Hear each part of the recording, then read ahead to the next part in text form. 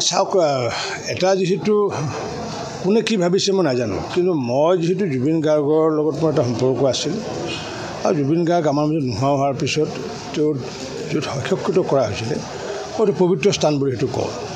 আৰু আমাৰ হিন্দু শাস্ত্ৰৰ মতে আমাৰ যি শ্মশান এটা পবিত্ৰ স্থান বুলি কওঁ, আৰু যিসকল আমাৰ ইছলাম ধৰ্মী মানুহ তেওঁলোকে আমাৰ যিটো কবৰস্থানটো পবিত্ৰ স্থান বুলি কয়।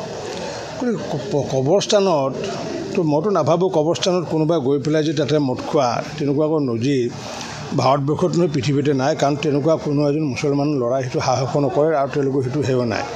কিন্তু শ্মশানত যদি গৈ পেলাই যদি বা সমাধিৰ ক্ষেত্ৰত গৈ পেলাই যদি কোনোবাই যদি মদ্যপান কৰে, তাৰপিছত এগৰাকী অসমৰ মুখ্যমন্ত্ৰী হিচাপে তেওঁ যদি সেই শাসনটো যদি নকৰে তেতিয়াহ'লেতো সেইটো ঠিক নহ'ব। গতিকে মুখ্যমন্ত্ৰী ডাঙৰীয়াই যিটো ষ্টেণ্ড ল'লে, যিটো কথা ক'লে, মই তোৰ এই কথাষাৰক মই আন্তৰিক ধন্যবাদ জনাইছোঁ। কাৰণ কিয় তেখেতে এনে কথা কোৱা নাই যে সুৰাৰ বটল তাত পাইছে কাৰণে কৈছে। কাৰণ কিয় যদি জুবিন গাৰ্গৰ প্ৰতি তোমাৰ যদি শ্ৰদ্ধা জনাবলগীয়া আছে, তুমি যাই পেলাই তুমি সোণাপুৰত তুমি গলত যিমান ঢালি লৈ পেলাই তাতে সেৱা কৰি অহা, মোৰ ক'বলগীয়া একো নাই।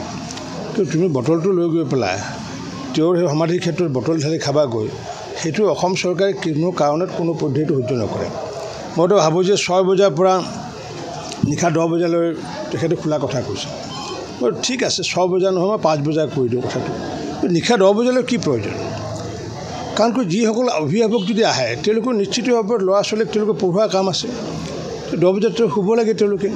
10 বজাত যদি সমাধি ক্ষেত্ৰলৈ খোলা থাকে, মই ভাবোঁ যে সমাধি ক্ষেত্ৰ আচলতে সন্ধিয়া 6 বজাৰ পিছত বন্ধ হ'ব লাগে। কাৰণ সমাধি ক্ষেত্ৰত সন্মান যিসকলে জনায়, আজিতো নামঘৰসমূহ আছে, মছজিদসমূহ আছে, ৰাতিটো গৈ পেলাইতো কোনোতো আমিতো মন্দিৰ খুলি পেলাইতো আমিতো সেৱা নকৰোঁ। যি নিৰ্ধাৰিত সময় আছে, যেতিয়া গেট খোলে তেতিয়া সেৱা কৰোঁ। গতিকে সেইটোৱে যিহেতু আমি মন্দিৰ বুলি ভাবোঁ, সংগীতৰ মন্দিৰ বুলি ভাবোঁ, জুবিন গাৰ্গক যিহেতু আমি অত্যন্ত ভাল পাওঁ, নিৰ্ধাৰিত সময়ৰ ভিতৰত সেইটো তাত যাব লাগে। মানুহ নিৰ্ধাৰিত সময়ৰ আগতে খুলি আহিব লাগে। ভাৰতৰ যিমান মিউজিয়াম আছে, ভাৰতৰ যিমানবোৰ সংৰক্ষিত স্থান আছে, যিমানবোৰ কীৰ্তিচিহ্ন আছে, সকলো কীৰ্তিচিহ্নতে ক'তো ৰাতি মানে 12টা 1টা বজালৈ তেনেকুৱাকৈ গৈ পেলাই তেওঁলোকে মানে প্ৰৱেশ কৰা কোনো নজিৰ নাই।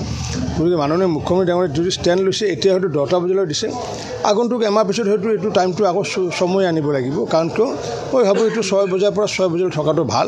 মুখ্যমন্ত্ৰী ডাঙৰীয়াই একেবাৰে কৰিব খোজা নাই, কাৰণ কিয় তেখেতে যিহেতু মানুহক মৰম কৰে, যাৰ কাৰণেতো 10 বজালৈ ৰাখিছে। মই যি বাতৰিঘৰত দেখিলোঁ, কিন্তু লাহে লাহে এইটো চমুৱাব লাগিব। এইটো স্বাভাৱিক কথা, উত্থাপন কৰা নাই, মুখ্যমন্ত্ৰী ডাঙৰীয়াই নিজে কৈছে, বেলেগে উত্থাপন কৰাৰ কথা নাই। আৰু সেইকাৰণে মোৰ যিটো হেছটেগ মই যি ব্যৱহাৰ কৰিছোঁ বা মোৰ বজালী সমষ্টিত যি ব্যৱহাৰ কৰি আছোঁ, আমাৰ ব্যৱহাৰ কৰি আছোঁ কি যে জাষ্টিছ ফৰ জুবিন গাৰ্গ, আৰু লগত